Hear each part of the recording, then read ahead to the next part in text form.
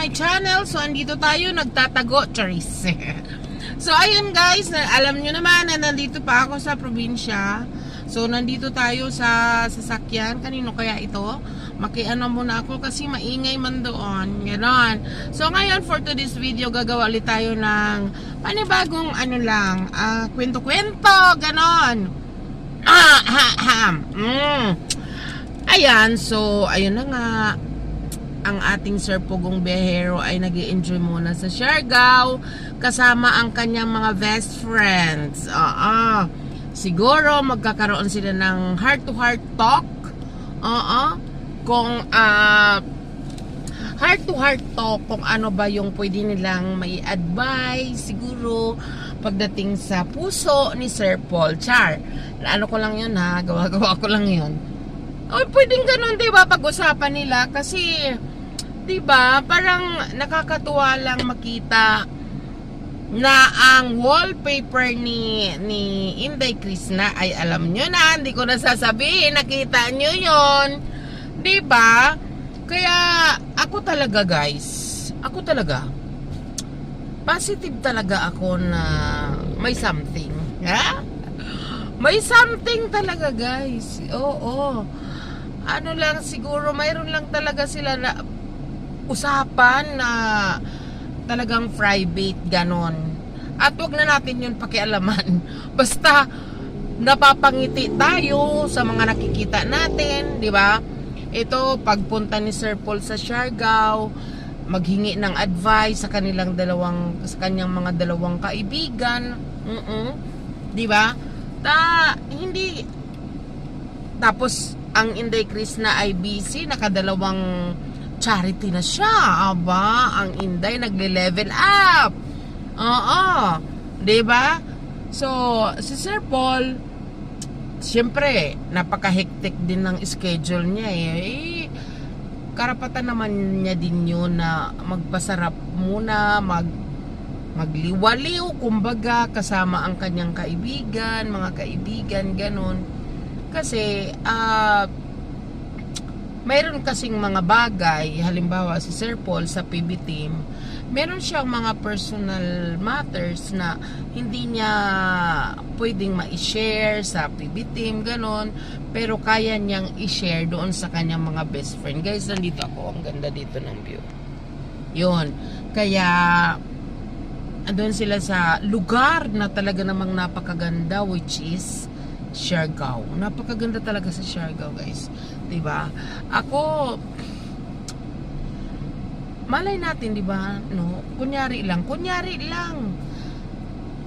Yung nararamdaman ni Sir Paul ay alam na natin yun para sa ating Inday Krishna. Charis!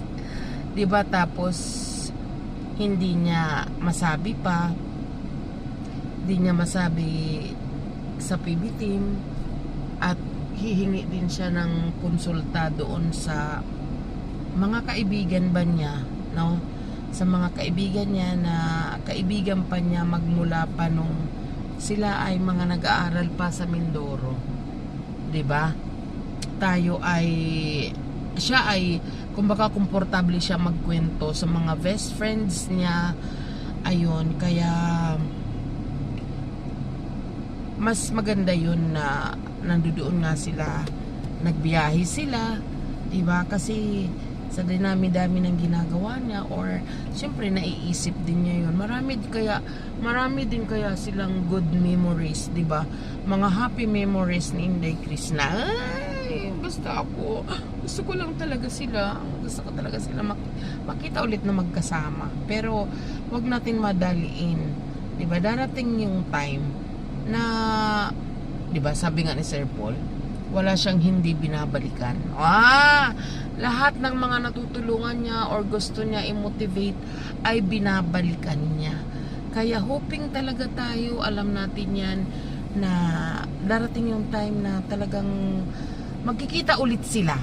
Pero by this time, hayaan muna natin na mag-enjoy si Sir Paul, hayaan muna natin na magmuni-muni siya kasama ang kanyang mga kaibigan. Oo, mag-enjoy, 'di ba? Kasi deserve din naman niya 'yun. Deserve niya 'yun. At saka ang Inday Krishna ay busy siya sa kanyang pagbablog, yung mga nagcha-charity na siya, nakadalawa na, 'di ba? So yun lang, i-spread lang natin yung happy lang tayo palagi, na walang hassle, ganon, walang iniisip ba. Kasi yung pinuntahan nila, napakaganda nun yung Siargao, no? So butla ko dyan. So sana mas maganda yung kung ano man yung purpose ng pagpunta nila doon, ay may maganda bang resulta. Oo, malay natin kasi malapit ang birthday niya, 'di ba? Tapos bigla na lang sinorpresa ni Inday Krishna, char lang. Sabi ko lang yun, ha. Malay nga natin, 'di ba? Biglang kakatok ang Inday Krishna sa gate, pero pupunta ng Dubai si Sir Paul sa June, 'di ba? Yung birthday na pupunta sila ng Dubai na magkakaibigan. Oo, tapos biglang may kumatok, no? Charis. 'Di ba? So yun lang, deserve na yun yung kanyang pinuntahan habang ang Inday Krishna ay busy sa kanyang charity. Alam nyo guys, makikita nyo talaga kay Krishna na napakababa ng kalooban niya, kasi mangyak-yak siya dun sa mga taong pinupuntahan niya, diba? Si Sir Paul nga na matagal nang nagcha-charity, naiiyak pa din, diba, sa mga taong nakakadaupang palad niya para tulungan.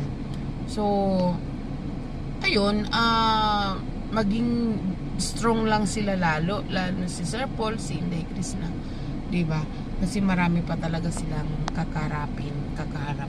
So yun lang guys, ayan, na lang ako kasi 'di ba, magbe-best friends nandoon sa isang isla para magmuni-muni, magpalitan ng mga kuro-kuro kung ano man yung dapat nilang ikonsulta sa isa't isa.